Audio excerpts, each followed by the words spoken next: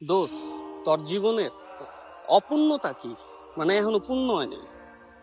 যেমন দেখ, চোখের সামনে তরতাজা বাপটা বুড়ো হয়ে যাইতেছে, মায়ের চামড়ায় ভাঁজ পইরা যাইতেছে, আপন মানুষদের সাথে দূরত্ব বাড়তেছে, বন্ধুরা সব দূরে যাইতেছে, এর ভিতরে দায়িত্ব কান্দে ভর করতেছে। আমি তো একাই হইয়া যাইতাছি। এই হাসি, এই কান্না, হুটহাট মন খারাপ, ডিপ্রেশনে যাইগা। বাস্তবতা শরীর থেকে ঘাম বাইর করতেছে। জীবন আমারে কই নিয়ে যাইতাছে আমি নিজেই বুঝতাছি না, আসলেও বুঝতাছি না।